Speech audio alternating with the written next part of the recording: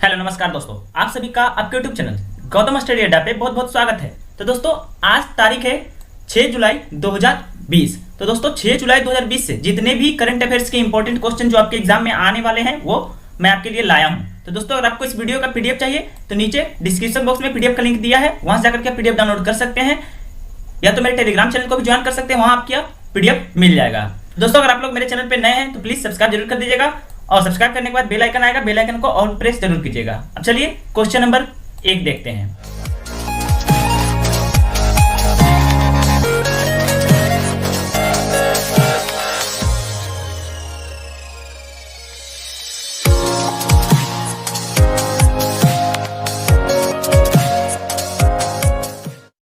हाल ही में भारतीय रेलवे ने अपनी कितना किलोमीटर लंबी ट्रेन शेषनाग का संचालन किया है? तो आपका आंसर होगा ऑप्शन बी 2.8 किलोमीटर लंबी। दोस्तों 2.8 किलोमीटर लंबी है शेषनाग ट्रेन दोस्तों, जिसे भारतीय रेलवे ने संचालन शुरू किया है। दोस्तों अब आइए दोस्तों महत्वपूर्ण पॉइंट जान लेते हैं। भारतीय रेलवे ने सबसे लंबी मालगाड़ी का परिचालन करके एक और कीर्तिमान बनाया। भारतीय रेलवे ने इसे शेषनाग नाम दिया। रेक में कुल 251 वैगन थे जिन्हें 4 इलेक्ट्रिक इंजनों द्वारा खींचा गया था, जो बीच में फिट किए गए थे। भारतीय रेलवे के दक्षिण पूर्व मध्य रेलवे क्षेत्र में उपलब्धि हासिल की गई थी। ट्रेन में खाली बॉक्सन रेक था। भारतीय रेलवे ने दक्षिण पूर्व मध्य क्षेत्र में ट्रेन शेषनाग का संचालन किया है। और दोस्तों मैं आपको बता दूं कि दक्षिण पूर्व मध्य रेलवे का हेडक्वार्टर है बिलासपुर में। चलिए अगला क्वेश्चन देख लेते हैं। क्वेश्चन नंबर 2 है, हाल ही में किसके द्वारा towards a clean energy economy जारी किया गया है?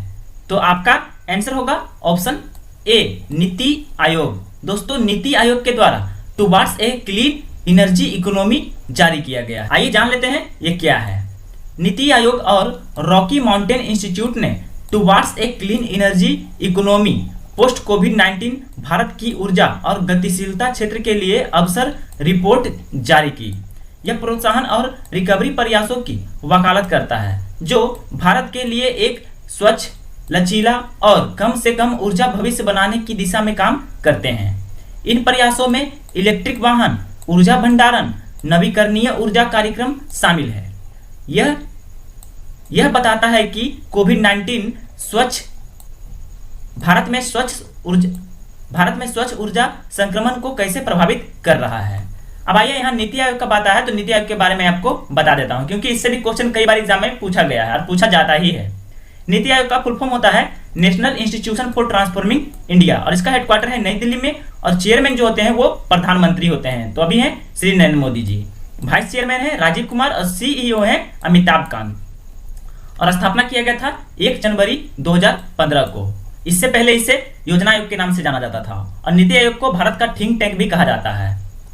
नरेंद्र मोदी जी जो कि अब चलिए ऑप्शन की बात कर लेते हैं। नरेंद्र मोदी जी जो कि भारत के प्रधानमंत्री हैं 14वें नंबर के, और इनका कॉन्स्टिट्यूएंसी क्षेत्र है वाराणसी उत्तर प्रदेश। और वित्त मंत्रालय के मंत्री हैं वर्तमान समय में निर्मला सीतारमन, और निर्मला सीतारमन का कॉन्स्टिट्यूएंसी क्षेत्र है आंध्र प्रदेश में। चलिए नेक्स्ट क्वेश्चन देख लेते हैं। क्वेश्चन नंबर 3 है, हाल ही में किस बैंक ने म्यूचुअल फंड इकाइयों के खिलाफ तत्काल ऋण की शुरुआत की है? तो आपका आंसर होने वाला है ऑप्शन सी आईसीआईसीआई बैंक।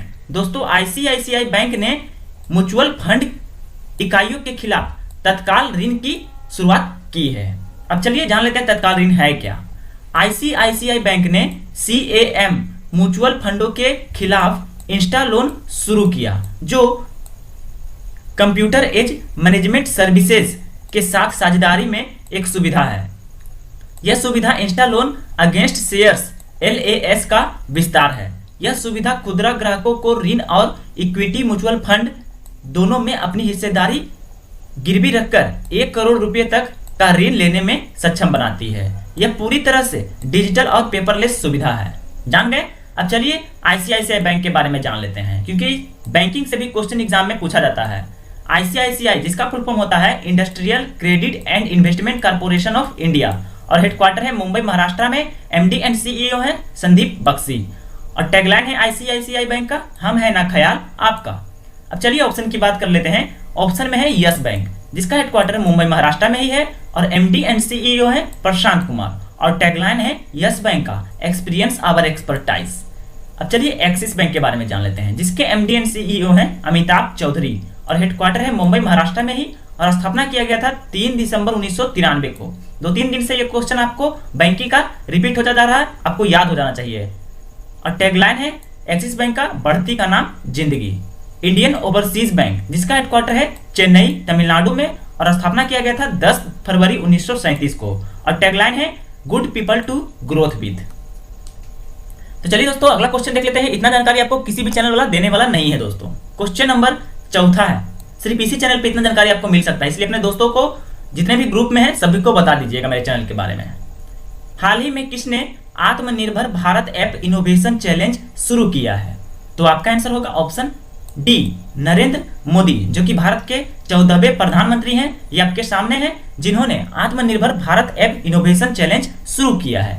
अब आइए ये चैलेंज क्या है जान लेते हैं। PM नरेंद्र मोदी ने भारत के चारों ओर की तकनीकी और विश्व स्तरीय मेड इन इंडिया ऐप बनाने के लिए स्टार्टअप समुदाय के लिए आत्मनिर्भर भारत ऐप इनोवेशन चैलेंज की घोषणा की। ऐप इनोवेशन चैलेंज अटल इनोवेशन मिशन के साथ साझेदारी में माइटी द्वारा एक पहल है। एप्स की पुरस्कार राशि श्रेणी के आधार पर 20 लाख रुपए से 2 लाख रुपए के बीच है। ऐप का मूल्यांकन उपयोग में आसानी, मजबूती, सुरक्षा सुविधा और मापनीयता के आधार पर किया जाएगा। अब चलिए ऑप्शन की बात कर लेते हैं। ऑप्शन ए में है निर्मला सीतारमण। मैं आपको पिछला क्वेश्चन बताया था कि निर्मला सीतारमण जो है वो हमारे फाइनेंस मिनिस्टर हैं, वित्त मंत्रालय के मंत्री हैं वर्तमान समय में, और इनका कंस्टिट्यूएंसी क्षेत्र है आंध्र प्रदेश में। और ऑप्शन बी में है एस जयशंकर, जो कि हमारे विदेश मंत्रालय के मंत्री हैं वर्तमान समय में, और एस जयशंकर का कंस्टिट्यूएंसी क्षेत्र है यानी चुनाव क्षेत्र है गुजरात में। नितिन गडकरी दोस्तों ऑप्शन सी में है, जो कि हमारे वर्तमान समय में MSME मिनिस्टर हैं दोस्तों, और इनका कंस्टिट्यूएंसी क्षेत्र है चेन्नई में। चलिए नेक्स्ट क्वेश्चन देख लेते हैं। क्वेश्चन नंबर 5 है, हिमाचल प्रदेश कब तक सभी ग्रामीण परिवारों को नल कनेक्शन प्रदान करने का निर्णय लिया है? तो आपका आंसर होगा ऑप्शन बी, 2022। दोस्तों भारत सरकार ने 2024 तक सभी ग्रामीण परिवारों को नल कनेक्शन देने का वादा किया है, निर्णय लिया है, और हिमाचल प्रदेश ने 2022 तक।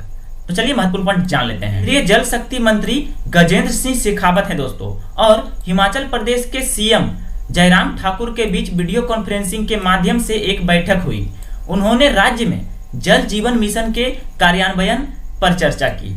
बैठक के दौरान ठाकुर ने कहा कि राज्य 2024 तक राष्ट्रीय लक्ष्य से आगे अगस्त 2022 तक कार्यात्मक घरेलू नल कनेक्शन की 100% कवरेज की योजना बना रहा है। जल जीवन मिशन 15 अगस्त 2019 को PM मोदी द्वारा शुरू किया गया था। याद रखिएगा, यह भी आपसे क्वेश्चन पूछा जा सकता है। जल जीवन मिशन को कब शुरू किया गया था? 15 अगस्त 2019 को नरेंद्र मोदी के द्वारा। अब चलिए यहां हिमाचल प्रदेश का बात आए तो हिमाचल प्रदेश के बारे में जान लेते हैं। तो दोस्तों अगर आप लोग को मेरा वीडियो अच्छा लगा तो वीडियो को ज्यादा शेयर और लाइक जरूर कीजिएगा। अपने दोस्तों को फेसबुक ग्रुप में, व्हाट्सएप ग्रुप में जरूर शेयर कीजिएगा, और चैनल को सब्सक्राइब नहीं किए हैं और जो लोग नए हैं प्लीज सब्सक्राइब जरूर करके जाइएगा। चलिए हिमाचल प्रदेश के बारे में आपको बता देता हूँ। ये आपके सामने आ गया हिमाचल प्रदेश, जिसका राजधानी है शिमला, और शिमला का नया नाम हो गया है श्यामला। आपको अगर नेम चेंज से क्वेश्चन देखना है 2019-20 में जितने भी नेम चेंज हुए हैं तो डिस्क्रिप्शन बॉक्स में लिंक दिया गया है, वहां से जाकर के आप देख सकते हैं। हिमाचल प्रदेश के मुख्यमंत्री हैं जयराम ठाकुर, और राज्यपाल है बंडारू दत्तात्रेय। जिला है बारा, पशु है कस्तूरी मृग, राजकीय पक्षी है मोनाल विजन, जिसे फैंजेट भी कहा जाता है। उच्च न्यायालय है शिमला में, और विधानसभा सदस्यों की संख्या 68 है, लोकसभा सदस्यों की संख्या 4 है, और राज्यसभा सदस्यों की संख्या 3 है। प्रमुख जनजाति है गुजर, गच्छी, जाट, लावा, खंपा, मोत, कनौरा, लहुआ और पंगवाला, और पर्वत है शिवालिक, पीर पंजाल और जास्कर। चलिए दर्रे की बात कर लेते हैं। हिमाचल प्रदेश में 12 लाचाला दर्रा है दोस्तों, पीन पार्वती दर्रा है, और चुवारी। चलिए बांध झीलें के बारे में जान लेते हैं, जो कि बहुत इंपॉर्टेंट है और एग्जाम में कई बार पूछा भी गया है, VVI है दोस्तों। गोविंद सागर झील, ये तो एग्जाम में आपसे पूछा ही गया होगा कितना बार। पोंग बांध झील, ये भी एग्जाम में पूछा गया है, हिमाचल प्रदेश में स्थित है। राष्ट्रीय पार्क है ग्रेट हिमालय नेशनल पार्क, रोहला राष्ट्रीय उद्यान। वन्य जीव विहार है सिकरी देवी अभ्यारण्य, गोविंद सागर, एग्जाम में पूछा गया है गोविंद सागर। शोध एवं अनुसंधान केंद्र है सेंट्रल पोटैटो रिसर्च इंस्टीट्यूट, जो कि शिमला में स्थित है और एग्जाम में अनगिनत बार पूछा गया है। नेशनल बायोलॉजिकल लेबोरेटरी, जो कि पालमपुर में स्थित है, यह भी एग्जाम में कई बार पूछा गया है। और दोस्तों एक करंट अफेयर्स का क्वेश्चन हाल ही में बना है हिमाचल प्रदेश के लिए कि हाल ही में हिमाचल प्रदेश ने online portal skill register launch किया है। अब चलिए नेक्स्ट क्वेश्चन देख लेते हैं, इतना जानकारी काफी है आप लोगों के लिए। क्वेश्चन नंबर 6 है, हाल ही में कोल इंडिया ने किसके साथ मिलकर के 5000 मेगावाट ग्रीन पावर विकसित करने के लिए समझौता किया है? तो आपका आंसर होने वाला है option A, NLC India limited. दोस्तों NLC इंडिया लिमिटेड, तो दोस्तों NLC का फुल फॉर्म होता है नेवेली लिग्नाइट कारपोरेशन लिमिटेड, जिसका हेडक्वार्टर है चेन्नई में और स्थापना किया गया था 1956 ईस्वी को। तो दोस्तों कोल इंडिया के साथ मिलकर के 5000 मेगावाट पावर ग्रीन पावर विकसित किया है। चलिए महत्वपूर्ण पॉइंट जान लेते हैं। LNC इंडिया लिमिटेड और कोल इंडिया लिमिटेड ने पैन इंडिया आधार पर 5000 मेगावाट की सौर और थर्मल पावर परिसंपत्तियों को विकसित करने के लिए एक संयुक्त उद्यम कंपनी JVC के गठन के लिए एक समझौते पर हस्ताक्षर किए हैं।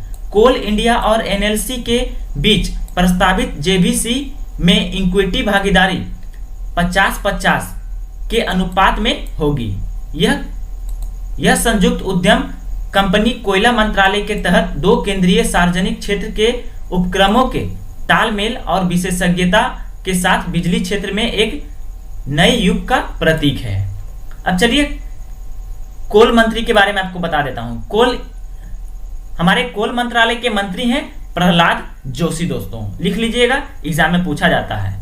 अब चलिए कोल इंडिया, जिसका हेडक्वार्टर है कोलकाता में और CEO हैं अनिल कुमार झा, कोल इंडिया के। दोस्तों चलिए नेक्स्ट क्वेश्चन देख लेते हैं।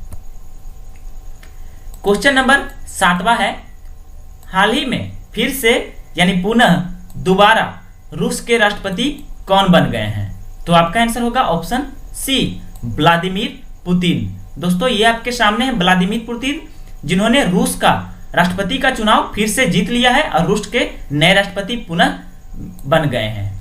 चलिए महत्वपूर्ण पॉइंट में जानकारी ले लेते हैं। रूस के राष्ट्रपति व्लादिमीर पुतिन ने हाल ही में हुए राष्ट्रपति चुनावों में जीत दर्ज की है। एक जीत के साथ वह अगले दशक के मध्य तक यानी 2026 तक सत्ता में बने रहने के लिए तैयार हैं।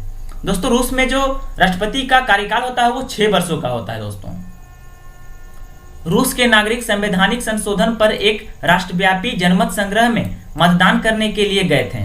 रूस के केंद्रीय चुनाव आयोग द्वारा 50% मतपत्रों के प्रसंस्करण के बाद परिणामों की एक प्रारंभिक रैली जारी की गई और कहा गया कि 76.24% नागरिकों ने संशोधनों के समर्थन में मतदान किया। अब चलिए यहाँ रूस का बात आए तो रूस के बारे में आपको बता देता हूँ, जिसका राजधानी है मॉस्को, मुद्रा है रशियन रूबल और प्रधानमंत्री हैं मिखाइल मिशुस्तिन और राष्ट्रपति तो आपके सामने हैं व्लादिमीर पुतिन। और दोस्तों ऑप्शन बी में है इमैनुअल मैक्रोन, जो कि फ्रांस के राष्ट्रपति हैं। दोस्तों चलिए अगला क्वेश्चन देख लेते हैं। क्वेश्चन नंबर 8वां है, NHAI के अध्यक्ष के रूप में सुखबीर सिंह संधू का कार्यकाल कितने दिनों के लिए बढ़ा दिया गया है? तो दोस्तों NHAI national highway authority of India के अध्यक्ष हैं सुखबीर सिंह संधू। ये आपके सामने हैं, जिनके कार्यकाल को बढ़ा दिया गया है। तो कितने दिनों के लिए बढ़ाया गया है? तो आपका आंसर होगा ऑप्शन डी, 6 महीना के लिए। दोस्तों 6 महीना के लिए इनके कार्यकाल को बढ़ा दिया गया है। आइए महत्वपूर्ण पॉइंट में जानकारी ले लेते हैं। भारतीय राष्ट्रीय राजमार्ग प्राधिकरण NHAI के अध्यक्ष के रूप में सुखबीर सिंह संधू के कार्यकाल का विस्तार मंत्रिमंडल की नियुक्ति समिति द्वारा अनुमोदित किया गया है। उनका कार्यकाल 21 जुलाई 2020 से 21 जनवरी 2021 तक आगे की अवधि के लिए बढ़ा दिया गया है। अब आइए यहाँ national highway authority of India के बारे में बात आया है, तो इसके बारे में जान लेते हैं। फुल फॉर्म तो आप लोग जान ही गए होंगे, national highways authority of India, और जिसका हेडक्वार्टर है न्यू दिल्ली में और स्थापना किया गया था 1988 ईस्वी को। स्थापना कई बार एग्जाम में पूछा गया है। आइए नेक्स्ट क्वेश्चन देख लेते हैं। क्वेश्चन नंबर 9 है, 2 बार के Olympic badminton champion Lin Dan retire होने की घोषणा किए हैं। वह किस देश के रहने वाले हैं दोस्तों? ये आपके सामने है लिन डैन, जो कि एक बैडमिंटन चैंपियन है और 2 बार ओलंपिक बैडमिंटन चैंपियन रह चुके हैं। तो आपका आंसर होगा ऑप्शन बी, चीन के रहने वाले हैं दोस्तों लिन डैन। चलिए महत्वपूर्ण पॉइंट जान लेते हैं। दुनिया के पूर्व नंबर 1 बैडमिंटन खिलाड़ी और चीन के 2 बार के Olympic badminton champion Lin Dan ने खेल से अपनी सेवानिवृत्ति की घोषणा की है। अपने 20 साल के शानदार राष्ट्रीय टीम के करियर के दौरान उन्होंने 2008 में बीजिंग और 2012 के लंदन खेलों में ओलंपिक एकल खिताब जीते हैं। अब चलिए यहाँ चीन का बात है तो चीन के बारे में जान लेते हैं। चीन जिसका राजधानी बीजिंग, युआन इसका मुद्रा है, राष्ट्रपति है शी जिनपिंग। चलिए जापान देख लेते हैं, जिसका राजधानी है टोक्यो, जापानी येन इसका मुद्रा है, जापान के प्रधानमंत्री हैं शिंजो अबे। चलिए इटली देख लेते हैं दोस्तों। इटली जिसका राजधानी है रोम, मुद्रा है यूरो, राष्ट्रपति हैं सर्जियो माट्टारेला, प्रधानमंत्री हैं गुइसेप कोंटे इटली के। अब चलिए ऑस्ट्रेलिया देख लेते हैं, जिसका राजधानी है कैनबरा, मुद्रा है ऑस्ट्रेलियन डॉलर और प्रधानमंत्री हैं स्कॉट मॉरिसन। चलिए नेक्स्ट क्वेश्चन देख लेते हैं, जो कि आज का आखिरी और लास्ट क्वेश्चन है दोस्तों। क्वेश्चन नंबर 10वां, हाल ही में जियो प्लेटफॉर्म्स ने किस नाम से एक वीडियो कॉन्फ्रेंसिंग ऐप लॉन्च किया है? तो आपका आंसर होगा ऑप्शन सी, जियो मीट। दोस्तों जियो मीट नाम से जियो प्लेटफॉर्म ने एक वीडियो कॉन्फ्रेंसिंग ऐप लॉन्च किया है। चलिए ये ऐप क्या है जान लेते हैं। जियो प्लेटफॉर्म्स ने वीडियो कॉन्फ्रेंसिंग ऐप जियो मीट लॉन्च किया है। जियो मीट यूजर्स को असीमित संख्या में मुफ्त कॉल की सुविधा देता है और एक साथ 100 से अधिक प्रतिभागियों का समर्थन करता है। जियो मीट कॉल की अवधि पर छोटी समय सीमा लागू नहीं करता प्रतीत होता है। मुफ्त कॉल 24 घंटे तक के लिए निर्बाध हो सकता है। वीडियो कॉन्फ्रेंसिंग प्लेटफॉर्म को एंड्रॉयड और iOS फोन के अलावा डेस्कटॉप पर काम करने वाले उपयोगकर्ताओं के लिए गूगल क्रोम और मोजिला फायरफॉक्स के माध्यम से भी एक्सेस किया जा सकता है। तो दोस्तों यहाँ आपका सारा क्वेश्चन समाप्त हो जाता है। आप कमेंट में बताइए कि वीडियो आपको कैसा लगा। अगर वीडियो आपको अच्छा लगा तो वीडियो ज़्यादा से ज़्यादा शेयर और लाइक जरूर कीजिएगा और प्लीज दोस्तों जाते जाते चैनल को सब्सक्राइब जरूर करके जाइएगा। थैंक यू दोस्तों, अपना ख्याल रखिएगा, कोरोना वायरस से बचे रहिएगा क्योंकि ये ज़्यादा फैल रहा है, ज़्यादा खतरा बढ़ते जा रहा है, इसलिए घर पे रहिएगा।